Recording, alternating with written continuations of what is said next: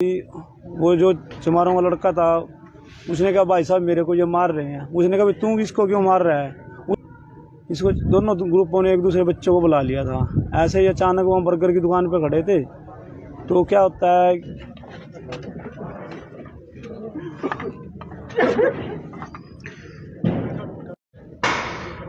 आप देख सकते हैं बांसा गांव के 3 चचेरे भाइयों की जिस तरह से दर्दनाक मौत होती है, उसके बाद पोस्टमार्टम की कार्रवाई के पश्चात तीनों के शवों को लेकर जाया जा रहा है और जो परिजन है वो विलाप करते हुए यहाँ पर नज़र आ रहे हैं। ये बड़ी दर्दनाक तस्वीरें जो हैं आप नमस्ते भारत न्यूज़ के माध्यम से देख पा रहे हैं।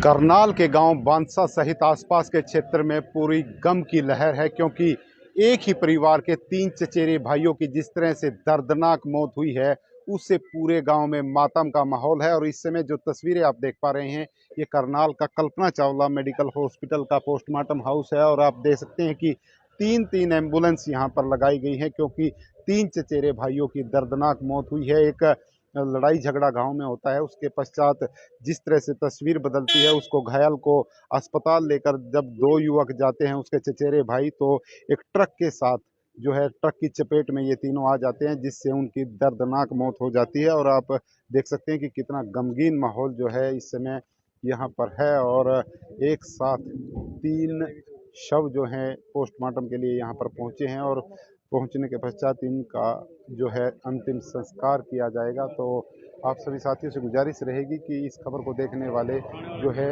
जागरूकता के लिए इस खबर को शेयर जरूर करें, क्योंकि जिस तरह से ये हादसा हुआ है, जो तेज़ रफ्तार जिस तरह से ट्रक ने हादसा किया है, उससे कहीं ना कहीं 3 परिवार उजड़े हैं।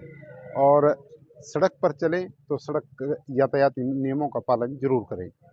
आप देख सकते हैं कि 3 एम्बुलेंस यहाँ पर खड़ी थी और पोस्टमार्टम के बाद ये अब यहाँ से जा चुके हैं और तीनों के शवों का जो है अंतिम संस्कार गांव में किया जाएगा। और ये तस्वीरें आप करनाल के पोस्टमार्टम हाउस से देख सकते हैं कि जिस तरह से ये दर्दनाक हादसा बांसा गांव के युवक जिनकी उम्र 21 से 25 साल के बीच में बताई जा रही है, उनकी दर्दनाक जो है जान चली गई, जिसके चलते पूरा गांव इस समय गमगीन माहौल में है। और यहाँ से डॉक्टरों के बोर्ड ने इनका पोस्टमार्टम करवाया है और उसके पश्चात जो आगामी कार्रवाई है पुलिस के द्वारा वो अमल में लाई जा रही है। ऐसा था कि एक जो लड़का अजय उनको जो चक्कू लगा है, गांव में ही कोई दूसरी हमारी गांव में ही चमार बरादरी के 2-3 बच्चे थे, उनके साथ आपस में झगड़ा हुआ था।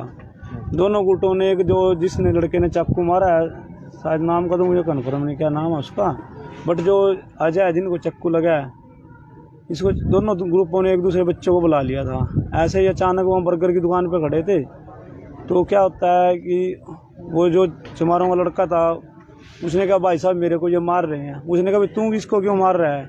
उसने कहा ला इसको नहीं मारूंगा तो तेरे को मार दूंगा। उसको चक्कू को खो दिया।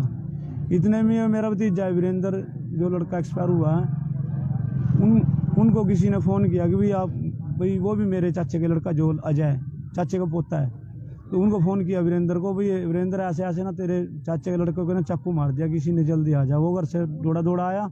उसके पीछे एक और कमला मेरा भतीजा ही वो भी आया।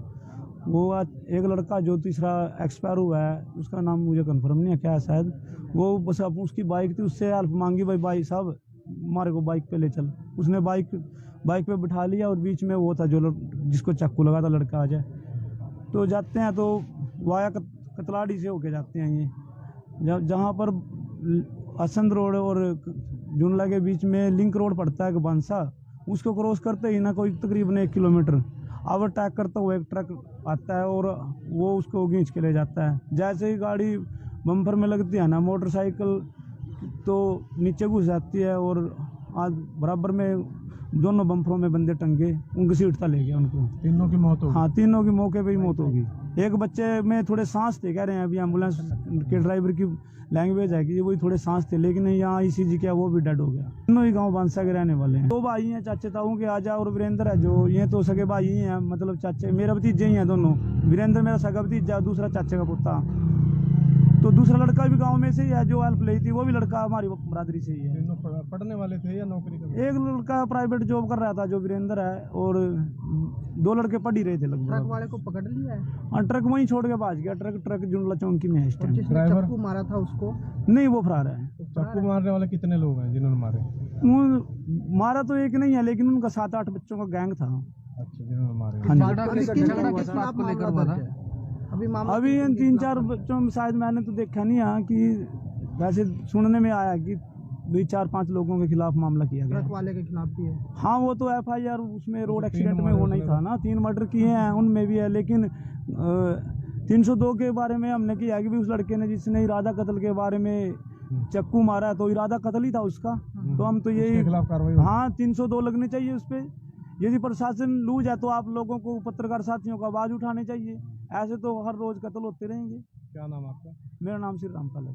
आपका क्या लगता था? मेरा वीरेंद्र जो लड़का है वो मेरा सगा भतीजा था, जो अजय है वो चाचे का पोता था। वो लड़का दूसरा भी मेरे गांव से ही था। जिसने चाकू मारा वो क्या आपके? हाँ, वो भी मेरे गांव का ही है लड़का। एक ही बिरादरी से सारे? हाँ, एक ही बिरादरी से हैं सारे। पोस्टमार्टम करवा रहे हो आज? हाँ जी, पोस्टमार्टम हो ही रहा है लगभग, अभी शायद निकाल देंगे। किस समय का? ये लगभग 7:30 बजे के लगभग एक्सीडेंट हुआ। और जो ये कत्ले वारदात होने की संभावना बनी थी, जो चाकू लगा, वो लगभग 7:15 बजे के समथिंग लगा।